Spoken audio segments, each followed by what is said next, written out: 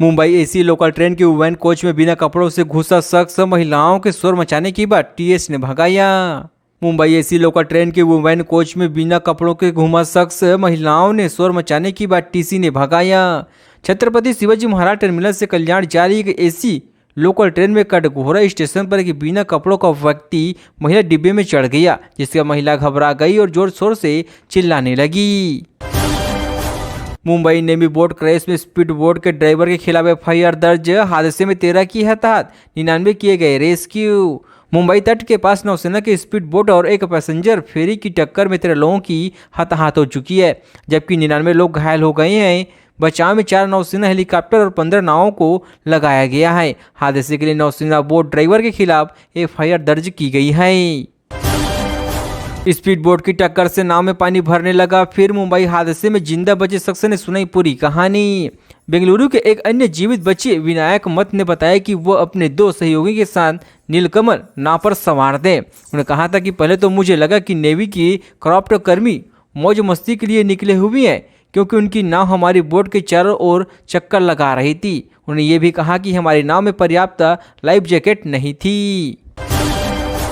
इसी महीने के अंत तक आएगी लाडली बहन योजना की किस्त। सीएम फडणवीस ने दी एक और खुशखबरी। राज्य सरकार ने पिछले बजट में माझी लाकड़ी बहन योजना के तहत 21 से 60 वर्ष आयु वर्ग की पात्र महिलाओं को 1500 रुपये मासिक भत्ता देने के लिए सालाना 46,000 करोड़ रुपए की घोषणा की थी। वहीं पुरानी सोच अमित शाह के बयान पर भीमराव अम्बेडकर के पोते पर भी आया जवाब। प्रकाश अम्बेडकर ने अमित शाह के बयान को लेकर कहा कि यह तो इन लोगों की पुरानी मानसिकता है। उन्होंने कहा कि भाजपा के अस्तित्व में आने से पहले भी जनसंघ और आरएसएस की बाबा साहेब का विरोध किया था। ऐसे अब किया गया जब संविधान के सामने आ गया है। एमएलसी राम के नाम से खफा हुए सिंधे विवाद परिषद अध्यक्ष चुनने की नॉमिनेशन ने बनाई दूरी। विधान परिषद अध्यक्ष पद की चुनाव 2022 और 23 में शिवसेना और एनसीपी के विभाजन के कारण नहीं हो पाए थे। बीजेपी के पास परिषद में बहुमत है, लेकिन शिवसेना इस पद को प्राप्त करने के लिए इच्छुक थी। पता चल गया था नौसेना का जहाज हमसे टकराएगा। नाव हादसे में बचे शख्स ने बताया आंखों देखा हाल। हादसे में जिंदा बचे 45 साल के गणेश ने घटना का आंखों देखा हाल बताया है। कहा कि उसे पता चल गया था कि नौसेना की नाव हमसे टकराने वाली है। इस हादसे में 3 नौसैनिकों समेत 13 लोगों की हताहत हो गई है।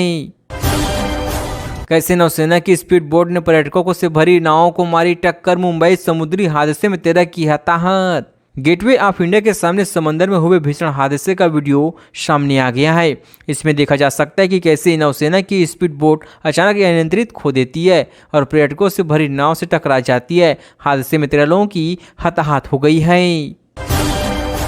मुंबई में भीषण समुद्री हादसा। गेटवे ऑफ इंडिया के पास नाव पलटने से 13 लोगों की हताहत। गौरतलब है कि गेटवे ऑफ इंडिया से एलिफेटा गुफाओं तक जाने के लिए सार्वजनिक फेरी सेवाएं उपलब्ध है। यह क्षेत्र मुंबई के पूर्वी हिस्से में स्थित है और पर्यटकों के बीच काफी लोकप्रिय है। मंत्री पद न मिलने से भड़के छगन भुजबल, गृहनगर पास लौटी। अब बताएं आगे का प्लान। मंत्री पद से वंचित किए जाने के बाद से सोमवार को अपने गृहनगर नासिक लौटे और नागपुर में चल रहे राज्य विधानमंडल के शीतकालीन सत्र से दूरी बना रखी है।